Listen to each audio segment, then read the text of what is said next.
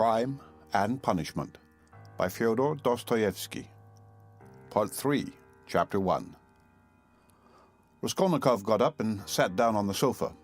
He waved his hand weakly to Razumihin to cut short the flow of warm and incoherent consolations he was addressing to his mother and sister, took them both by the hand, and for a minute or two gazed from one to the other without speaking. His mother was alarmed by his expression. It revealed an emotion agonizingly poignant, and at the same time something immovable, almost insane. Pulcheria Alexandrovna began to cry. Avdotya Romanova was pale. Her hand trembled in her brother's. "Go home with him," he said in a broken voice, pointing to Razumihin. "Goodbye till tomorrow. Tomorrow, everything. Is it long since you arrived?" "This evening, Rodya," answered Pulcheria Alexandrovna. "The train was awfully late, but Rodya, nothing would induce me to leave you now. I will spend the night here, near you." "Don't torture me," he said with a gesture of irritation. "I will stay with him," cried Razumihin. "I won't leave him for a moment. Bother all my visitors. Let them rage to their heart's content. My uncle is presiding there." "How can I thank you?" Pulcheria Alexandrovna was beginning, once more pressing Razumihin's hands, but Raskolnikov interrupted her again. "I can't have it. I can't have it," he repeated irritably. "Don't worry me. Enough. Go away. I can't stand it." "Come, Mama. Out of the room, at least for a minute," Donya whispered in dismay. "We are distressing him. That's evident." "Mayn't I look at him after 3 years?" wept Pulcheria Alexandrovna. "Stay." He stopped them again. "You keep interrupting me, and my ideas get muddled. Have you seen Lutzin?" "No, Rodya, but he knows already of our arrival. We have heard, Rodya, that Pyotr Petrovitch was so kind as to visit you today," Pulcheria Alexandrovna added somewhat timidly. "Yes, he was so kind, Donya. I promised Lutzin I'd throw him downstairs and told him to go to hell." "Rodya, what are you saying? Surely you don't mean to tell us?" Pulcheria Alexandrovna began in alarm, but she stopped, looking at Donya. Avdotya Romanovna was looking attentively at her brother, waiting for what would come next. Both of them had heard of the quarrel from Nastasia, so far as she had succeeded in understanding and reporting it, and were in painful perplexity and suspense. "Donya," Raskolnikov continued with an effort, "I don't want that marriage, so at the first opportunity tomorrow, you must refuse Lutzin so that we may never hear his name again." "Good heavens!" cried Pulcheria Alexandrovna. "Brother, think what you are saying," Avdotya Romanovna began impetuously, but immediately checked herself. "You're not fit to talk now. Perhaps you're tired," she added gently. "You think I am delirious? No. You are marrying Lutzin for my sake, but I won't accept the sacrifice, and so write a letter before tomorrow to refuse him. Let me read it in the morning, and that will be the end of it." "That I can't do," the girl cried, offended. "What right have you?"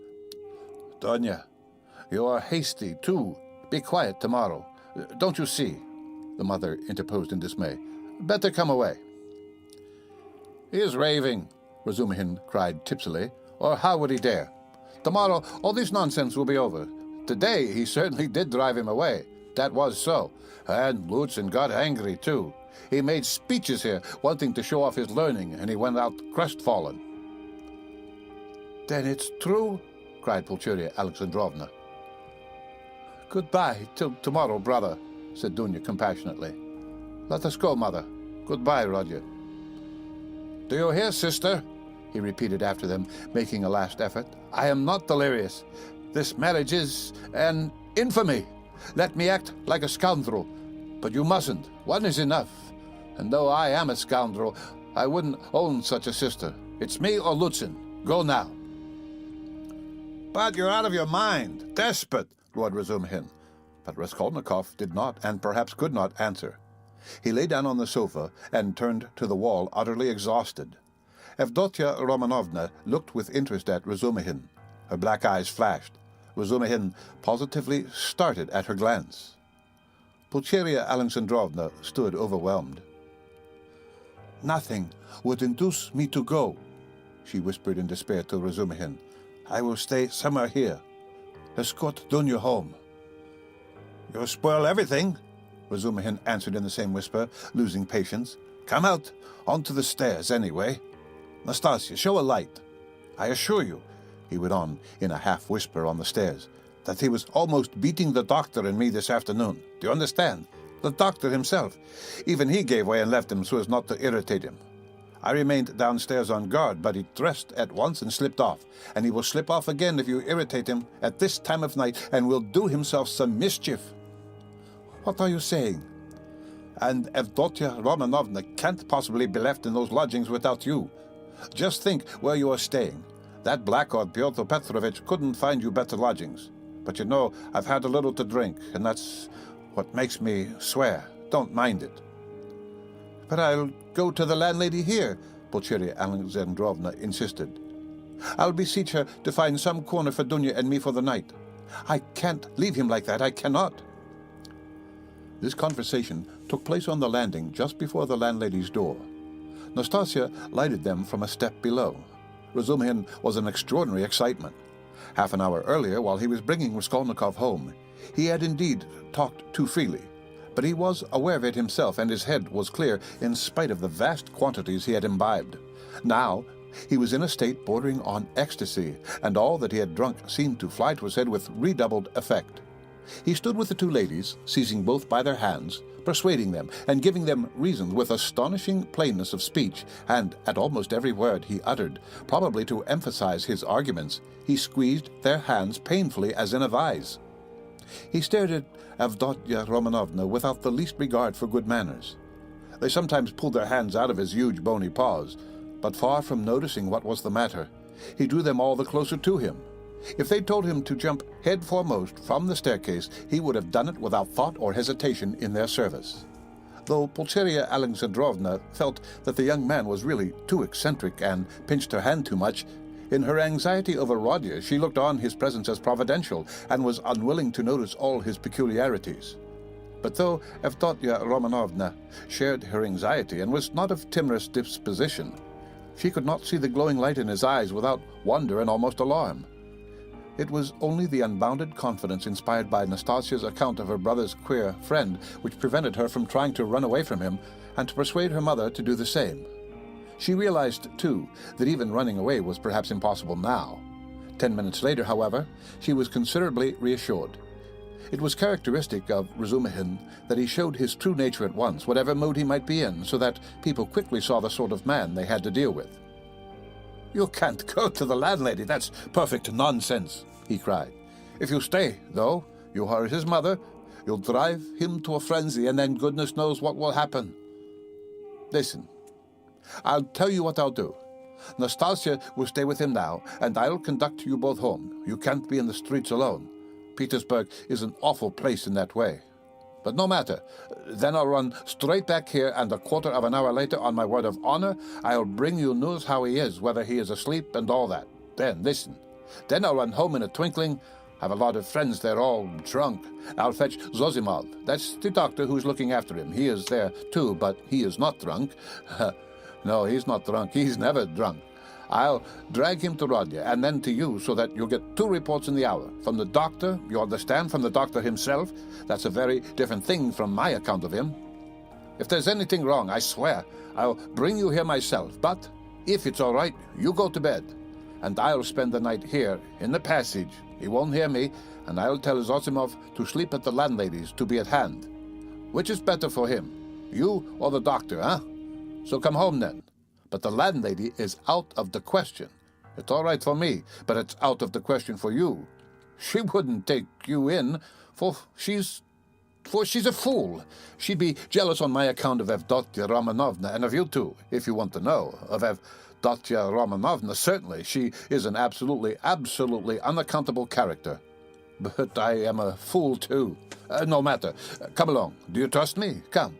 Do you trust me or not? "Let us go, mother," said Avdotia Romanovna. "He will certainly do what he has promised. He has saved Rodya already, and if the doctor really will consent to spend the night here, what could be better? You see, you understand me because you are an angel, Razumihin cried in ecstasy. Let us go, Nastasia. Fly upstairs and sit with him with the light. I'll come in a quarter of an hour. Though Pulcheria Alexandrovna was not perfectly convinced, she made no further resistance. Razumihin gave an arm to each and drew them down the stairs. He still made her uneasy, as though he was competent and good-natured. Was he capable of carrying out his promise? He seemed in such a condition. Ah, I see you think I am in such a condition.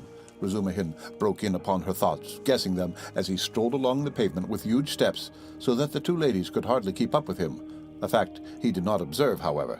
Nonsense! That is, I am drunk like a fool, but that's not it. I'm not drunk from wine. It's seeing you has turned to my head. But don't mind me. Don't take any notice. I am talking nonsense. I am not worthy of you. I am utterly unworthy of you. The minute I've taken you home, I'll pour a couple of pailfuls of water over my head in the gutter here, and then I shall be all right. If only you knew how I love you both. Don't laugh and don't be angry. You may be angry with anyone, but not with me. I am his friend, and therefore I am your friend too. I want to be... I had a presentiment. Last year there was a moment, though it wasn't a presentiment really, for you seem to have fallen from heaven, and I expect I shan't sleep all night. Zossimov was afraid a little time ago that he would go mad. That's why he mustn't be irritated. What do you say? Cried the mother. Did the doctor really say that? Asked Avdotia Romanovna, alarmed. Yes, but it's not so, not a bit of it. He gave him some medicine, a powder. I saw it. And then you're coming here. Ha! It would have been better if you had come tomorrow. It's a good thing we went away. And in an hour, Zossimov himself will report to you about everything. He is not drunk, and I shan't be drunk. And what made me get so tight? Because they've got me into an argument, damn them. I've sworn never to argue. They talk such trash. I almost came to blows. I've left my uncle to preside. Would you believe?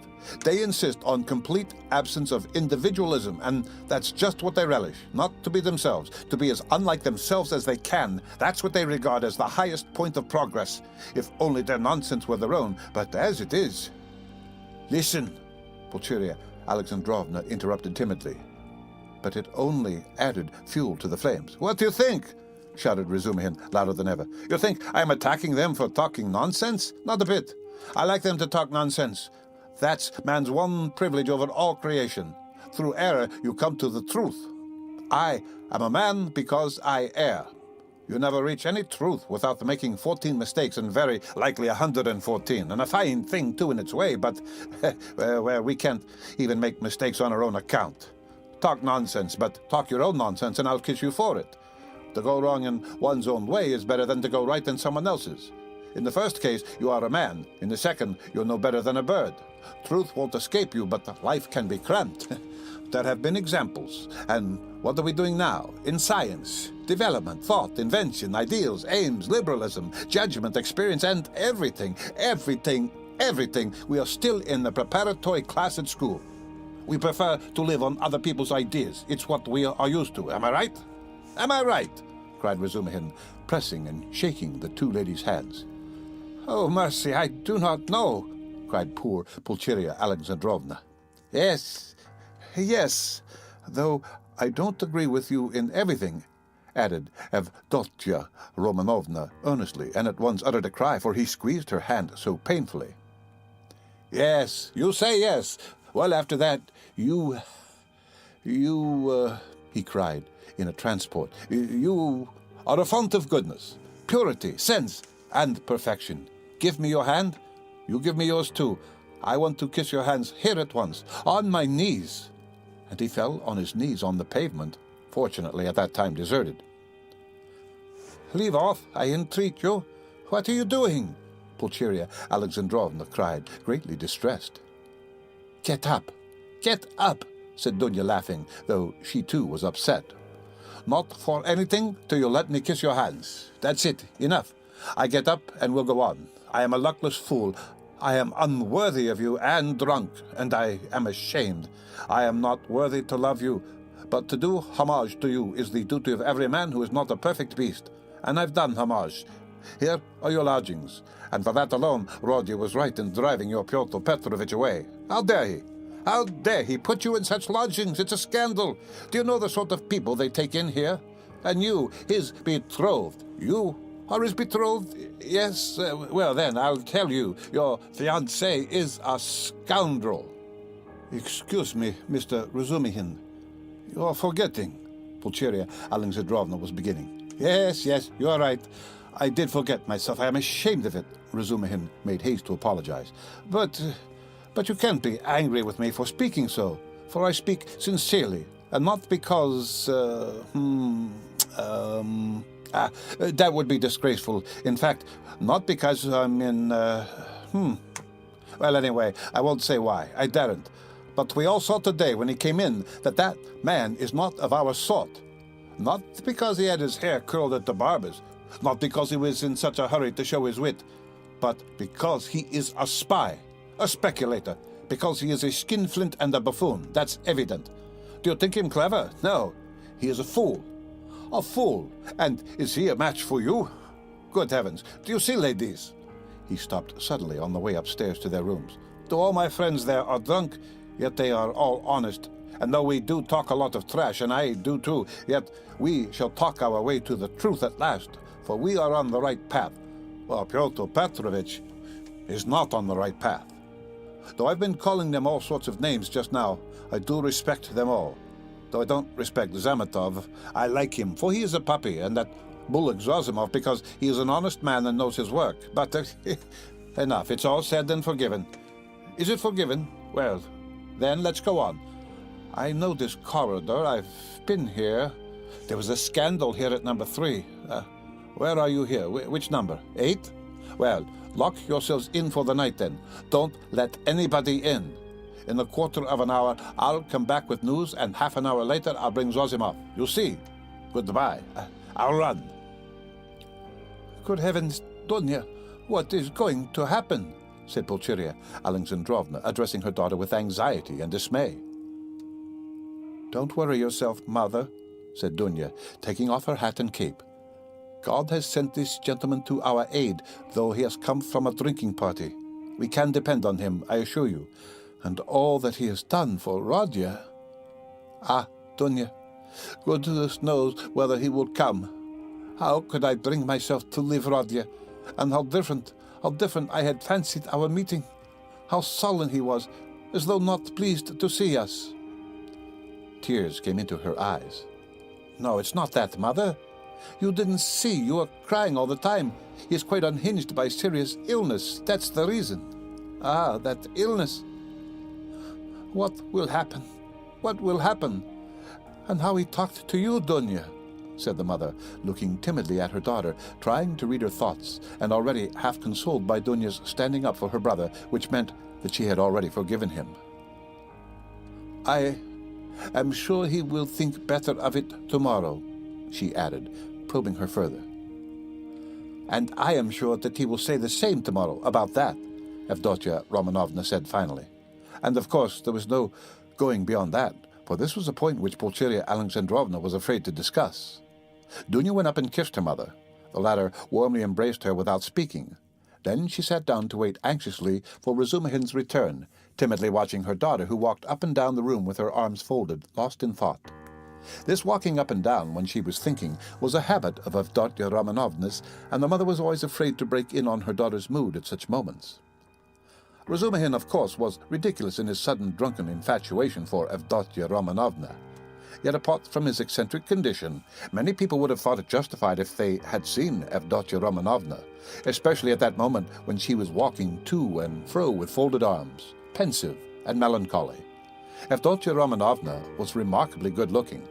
She was tall, strikingly well-proportioned, strong and self-reliant. The latter quality was apparent in every gesture, though it did not in the least detract from the grace and softness of her movements.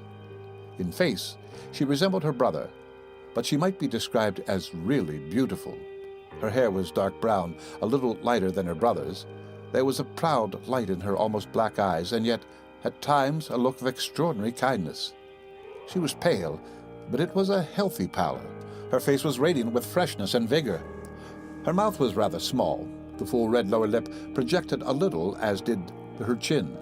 It was the only irregularity in her beautiful face, but it gave it a peculiarly individual and almost haughty expression. Her face was always more serious and thoughtful than gay. But how well smiles, how well youthful, light-hearted, irresponsible laughter suited her face. It was natural enough that a warm, open, simple-hearted, honest giant like Razumihin, who had never seen anyone like her and was not quite sober at the time, should lose his head immediately. Besides, as chance would have it, he saw Dunya for the first time transfigured by her love for her brother and her joy at meeting him.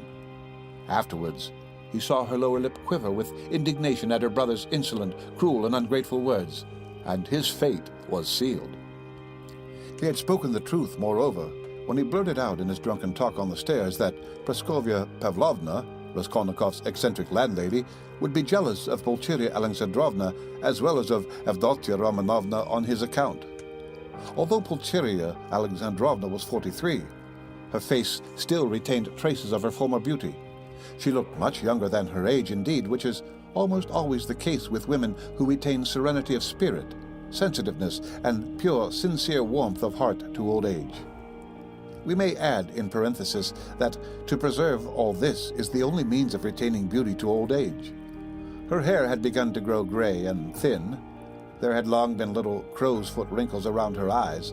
Her cheeks were hollow and sunken from anxiety and grief, and yet it was a handsome face. She was Dunya over again, 20 years older, but without the projecting underlip. Pulcheria Alexandrovna was emotional, but not sentimental, timid and yielding, but only to a certain point.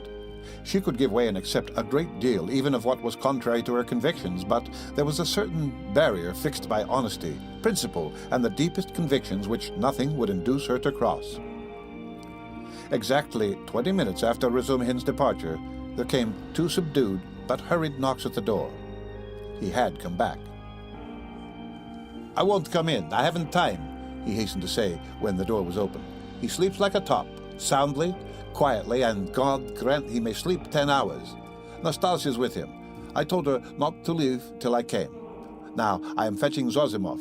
He will report to you, and then you'd better turn in. I can see you're too tired to do anything." And he ran off down the corridor. "What a very competent and devoted young man," cried Pulcheria Alexandrovna, exceedingly delighted. "He seems a splendid person," Avdotya Romanovna replied with some warmth, resuming her walk up and down the room. It was nearly an hour later when they heard footsteps in the corridor and another knock at the door. Both women waited this time, completely relying on Razumihin's promise. He actually had succeeded in bringing Zosimov. Zosimov had agreed at once to desert the drinking party to go to Raskolnikov's, but he came reluctantly and with the greatest suspicion to see the ladies, mistrusting Razumihin in his exhilarated condition. But his vanity was at once reassured and flattered. He saw that they were really expecting him as an oracle. He stayed just 10 minutes and succeeded in completely convincing and comforting Pulcheria Alexandrovna. He spoke with marked sympathy, but with reserve and extreme seriousness of a young doctor at an important consultation. He did not utter a word on any other subject, and did not display the slightest desire to enter into more personal relations with the 2 ladies. Remarking at his first entrance the dazzling beauty of Avdotya Romanovna, he endeavored not to notice her at all during his visit, and addressed himself solely to Pulcheria Alexandrovna. All this gave him extraordinary inward satisfaction. He declared that he thought the invalid at this moment going on very satisfactorily.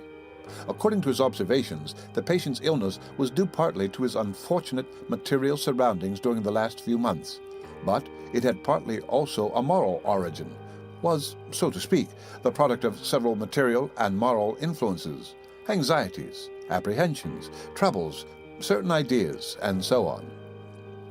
Noticing stealthily that Avdotya Romanovna was following his words with close attention, Zosimov allowed himself to enlarge on this theme. On Pulcheria Alexandrovna's anxiously and timidly inquiring as to some suspicion of insanity, He replied with a composed and candid smile that his words had been exaggerated, that certainly the patient had some fixed idea, something approaching a monomania.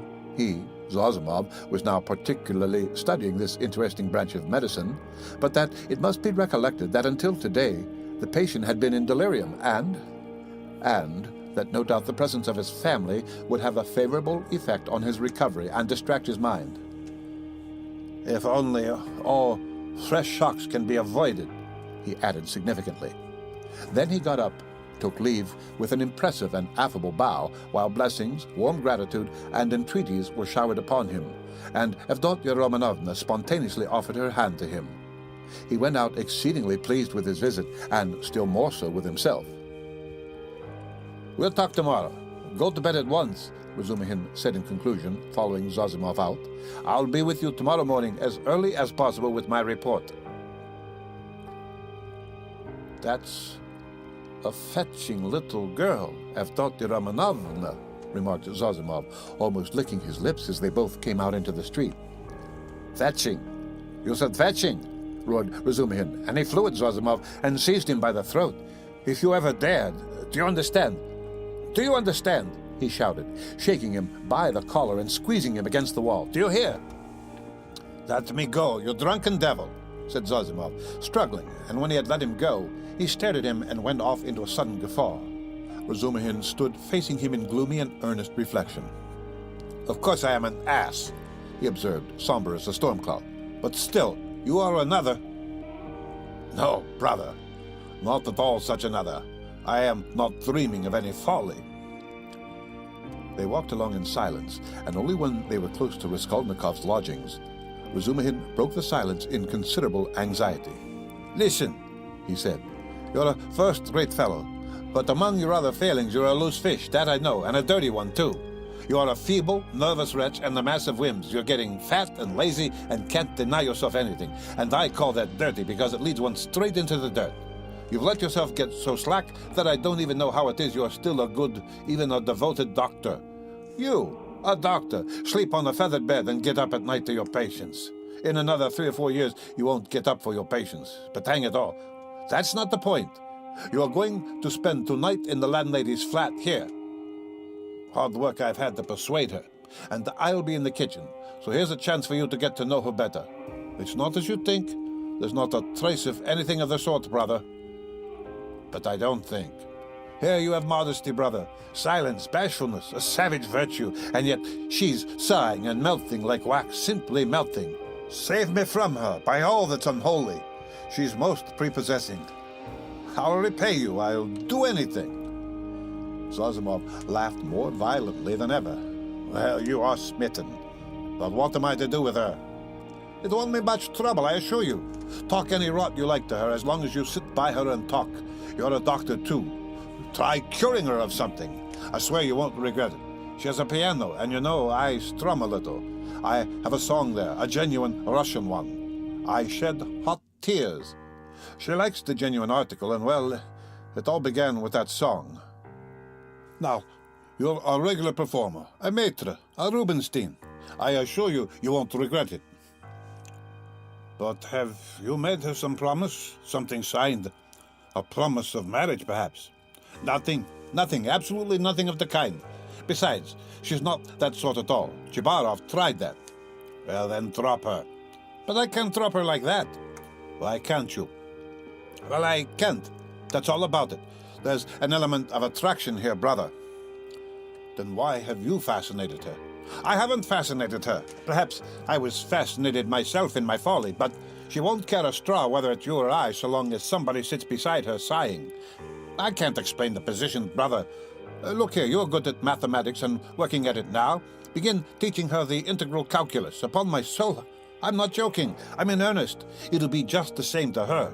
She will gaze at you and sigh for a whole year together.